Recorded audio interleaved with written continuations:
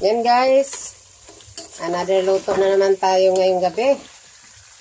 Madali ang luto lang to guys kasi alanganin na sa oras. Ang tagal talaga kasi ang tagal nag-defrost sa karne. Frozen na frozen. Kaya late na ang namin, hapunan. Ipa-brown ko to siya guys. Medyo brown kaunti. Tapos lagyan ko siya ng pag mag-brown to siya guys, kaunting brown,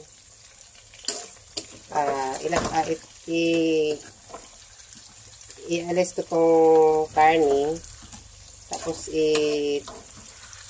salin ko tong oil kasi sobrang daming oil guys, kasi ano to, panglimpo mo to siyang karne. Panglimpo nga karne, ang daming oil pala. So kasi yung plano ko nito, pork sticks ang siya luto para may sabaw ba, hindi siya plain lang. Tapos lagyan ko din kaunting patatas para kahit paano may gulay yung halo, hindi lang puro karne. Parang malapit na to siya mag brown guys. Nangangamoy na tong bawang guys, oh. Lumabas ng bango sa bawang at sa sibuyas. Parang hindi na kainin. Musta ang araw nyo ngayon guys? Araw na Monday. Okay lang ba? Mga nanay dyan, galing sa work. Nagluluto din sila para makakain. Hi mga momski all over the world. Good evening sa inyo. Ito naman si Ruth Arcaina, nagluluto ng pagkain para sa pamilya. Ang paborito sa mga bata, karning baboy. Woo! Pero, kahit paano guys, pakainin ko din sila ng gulay. Kasi kung puro lang karne, dito maganda. Kaya lang balance. Kumbaga balance pagkain.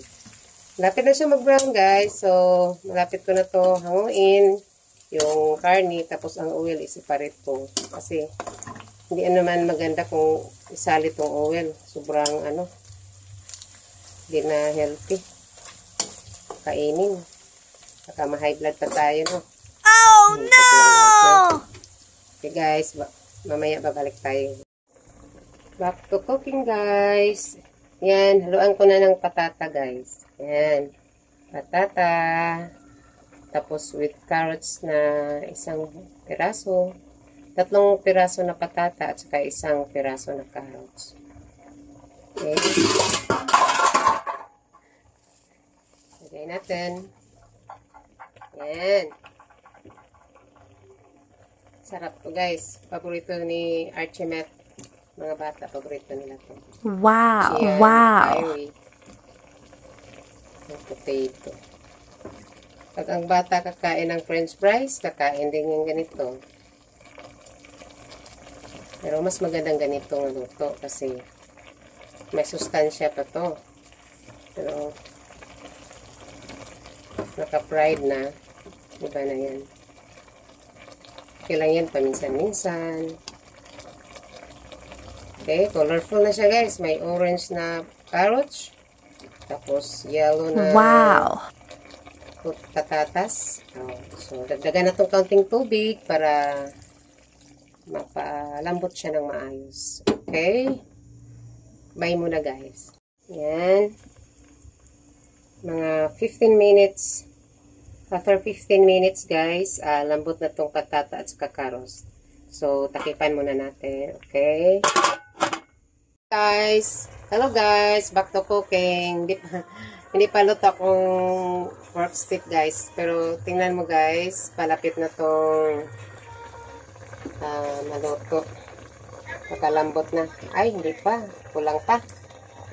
Tikman natin kung okay ba ang lasa para malaman natin. Okay lang. Hindi maalat, hindi tabang, tama lang. Wow. Okay, bye muna guys. Okay, lagyan natin kaunti ng oyster sauce. Mamasitas oyster sauce. Kaunti lang. Kasi maalat tong oyster sauce eh. Kaunti lang. Parang hindi siya sobrang alat. Kasi may asin na to eh. Kaunting toyo. O pag dagdagan mo maraming oyster sauce. Oyster sauce pa. Aalat na. Walang gana ng kainin. Pag maalat. Oh no! Diba? Yun ang technique yan. Okay, ilagay natin ang red onion, sibuyas. Yay! Para dagdag lasa. Okay? Yan.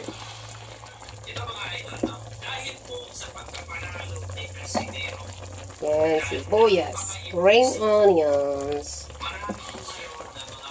Yan. Isa-isang lagay lang natin para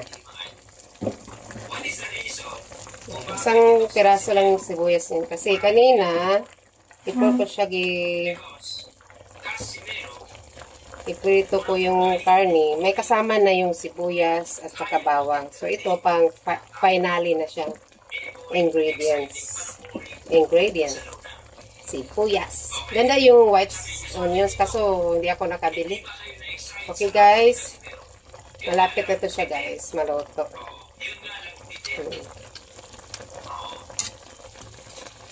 Yung carrots at saka potato medyo tigas pa. Pero okay lang kasi hindi naman ito maubos ngayong gabi. Bukas initin to. Lalambot na naman to siya. Pero yung karne pwede na to kainin. Okay, yun lang video ko ngayon for today's video. Cooking pork steak with potato and carrots. Okay, back to cooking. Luto na guys. Bye guys. Thank you for watching. See you next time. Bye.